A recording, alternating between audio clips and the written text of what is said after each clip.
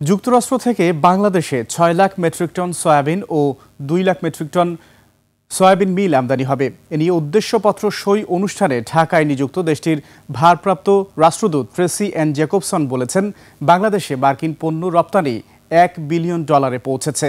বিস্তারিত রিপোর্টে।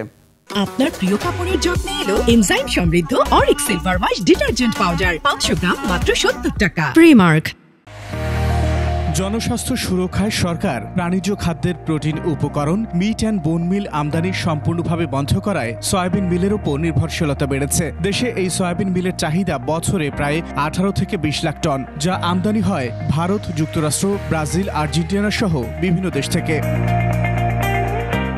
রাজধানীর একটি হোটেলে সয়াবিন মিলের চাহিদা মাথায় রেখে 4 লাখ মেট্রিক টন সয়াবিন ও 2 lakh metric ton soybean meal আমদানির চুক্তি হয়েছে যুক্তরাষ্ট্রের সয়াবিন এক্সপোর্ট কাউন্সিল এবং বাংলাদেশি 2 আমদানিকারক প্রতিষ্ঠানের।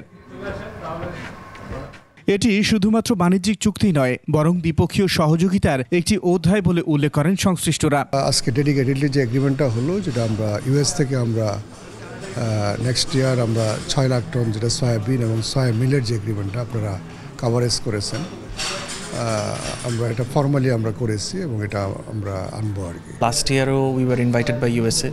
আমরা সামনেও ইউএস কনফারেন্সগুলোতে যেতে পারছি। তো আমাদের বাণিজ্যিক দিয়ে শুরু হলেও এটা আমাদের নিজেদের মধ্যে যে ডিপ্লোম্যাটিক রিলেশনশিপ, এটাও আরও বেটার হচ্ছে। তো আশা করি এটা নট জাস্ট বাণিজ্যিক, overall very good bilateral relationship between two countries.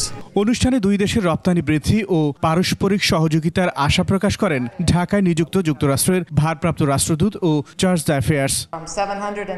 বাংলাদেশের ক্ষেত্রে রপ্তানির পরিমাণ $779 মিলিয়ন থেকে বেড়ে $1 বিলিয়ন পৌঁছেছে। আজকে এই স্বাক্ষর অনুষ্ঠান সেই অগ্রগতিরই একটি অংশ। 2023 সালে সয়াবিন মিল রপ্তানির পরিমাণ ছিল $5 মিলিয়ন। 2024-এ বেড়ে দাঁড়িয়েছে $20 মিলিয়ন।